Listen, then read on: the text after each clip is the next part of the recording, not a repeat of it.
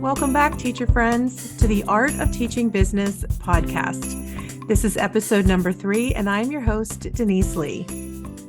This episode is going to answer probably one of my most common questions that I get in my DMs on social media. If you don't follow me on social media, I am Business Teach Denise on Facebook and Instagram. I try to story every day. There are 2 reasons why I story. Reason number 1, I have a lot of parents and students that follow my stories. They love to see what's happening in the classroom. And yes, all of my students that are featured in my stories have signed a social media release form for me. Even though we have a social media policy at our school and they can opt out, I still want one on file for my own use. The second reason that I story almost every day is to share some creative classroom ideas with teachers from all around the world. If you listen to episode 1, where I talked a little bit about my teacher journey, you know that I spent years alone, and alone is not a good place to be in education. We need each other. So I feel like I have one of the biggest business departments in the world by sharing with other teachers and bouncing ideas off of them and listening to their ideas as well. In those stories, you will see that often my students are working very diligently for me. And this is actually a report that I get back from subs often, all the time. Now, let me stop by saying my kids do not want to work every day, all day. Kids are kids everywhere, and my students are no exception. They're not unbelievably exceptional individuals where they are like robots and come in and want to work. I have spent a great deal of time connecting with my students. And that connection is not by mistake. It has been fashioned and it has been nurtured so that they will want to work with me, and they will want to learn from me. In the words of very famous teacher, Rita Pearson, kids don't want to learn from someone they don't like. And if you connect with your students, they will like you and they will want to learn from you. And I think it's I'm putting it out there because I'm on a podcast and they can listen. I'm putting it out there when I say, pretty sure my students like me and I really like them as well. I feed off of their sassiness. I actually find motivating them to be a challenge. But I have also spent a lot of time listening to my students and really trying to connect with their ideas and ideals. So the first few weeks of school is actually a really good time to connect with your students. The first week of school is super important. On the first day, I am sure to tell my students always, this is my name, Mrs. Leigh, and I am here for you. I am working with you so that we are learning together. I learn as much from my students, I feel, each year as they learn from me. They have taught me how to be a good teacher because I've listened to them. I can see their body language and when they're not listening, and I know that I'm failing at whatever I'm trying to do because they're not listening. I don't look at it as a failure. I look at it as a challenge. What can I do to keep them engaged? And I have found some very engaging ways to teach because I've learned from them. So the first week of school, very first day of school, I actually do my Pennant activity. When other teachers are talking for a half an hour, perhaps on their syllabus, their learning expectations, materials needed for class, I talk for 5 minutes about what they need to know to be safe in my space and to be equipped for the next day. And as the days go on, I add a little bit more about what we're going to be learning for the year so that I'm not talking for 20 minutes to a half an hour to every single period about what they're going to be learning. In previous episodes, I've said I teach 6 classes in a row.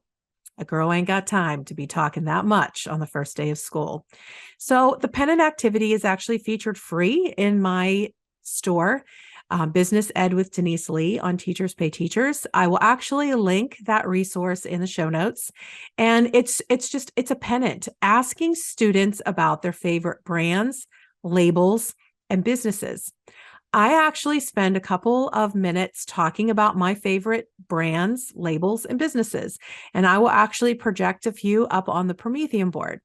This is actually intertwined in my intro about me, where I show my four children, my dogs, my camper, my RV, the things that I love to do in life, because again, I'm working on connecting with these students.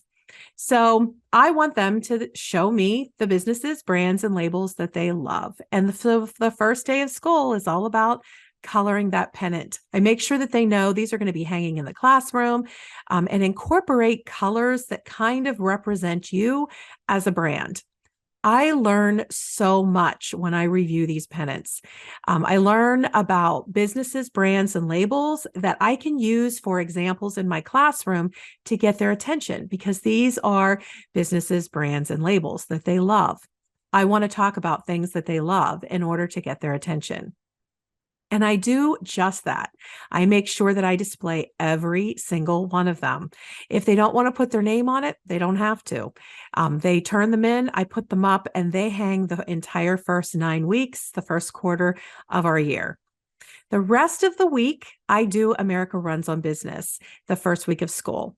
America Runs on Business is a great file because it's talking about business in America, the fast food industry, really discussing brands, labels, and businesses that our students are familiar with. I also want them to have an opportunity to talk to me about this file and these pictures and these businesses that we're talking about in America Runs on Business. And I want them to open up because I want them to get used to speaking up in my classroom. I use a student-led instruction approach in my classroom, and the more that they talk and banter in the space, the more comfortable they will be in the next weeks to come when it's time for us to share about our lessons and reflecting on our lessons. Another thing that I do to connect with my students is to give daily praises. Actually, going into the new year, I am committing to at least 5 daily praises every day. 5 daily praises, whether I'm praising a student or I'm praising a class. I want them to hear positive things coming out of my mouth. And sometimes that positive thing is, "You just made my day. Thank you for saying that." Or, "See how much insight you've just given. We have all learned from you. Thank you for saying that." Another thing that I like to say is, whenever a student is working on their computer, perhaps in computer applications, is to just let them know that I appreciate the creativity that you bring to your assignments. I love your choice of color, or whatever I can say to kind of boost their confidence in what they're doing in my class. So these times of sharing these daily praises with students, at least 5 a day, will also be a gift to me and offer some positive things that I can offer to them so that they, again, are boosting their self-confidence. You know, we always hear that in order to get students to connect with us, we have to be willing to share with them. And throughout the year, I do like to share stories about my life with my students so that they know me as a human being. But I also do far more listening than I ever did before. Sometimes I just stop with the content and I listen, because they're not robots and they're not hardwired to be working all the time. I want them to have the freedom to be able to say whatever they want in my classroom as far as sharing a little bit about themselves with me. And when you're teaching business, something so real world, they often will be excited to come up to you and to share something that they saw over the weekend that made them think about a lesson. And I've just really committed to taking time out to make eye contact with that student when they're talking to me about that business story, that real world connection to our content, and listen, and then encourage them to share that with the class, because they are making observations in their world about what we are learning in the class. And that is just really where the educational magic happens. So this episode was about everything connection, connecting with your students so that they will want to work with you and for you in your class. And having those conversations with your kids that this is what we're going to learn today. This is how we're going to learn it, and we're going to be in this journey together. There you go, folks. Episode number 3. Thank you so much for listening. And don't forget, the power of connection is one of the most important things that we can do in education.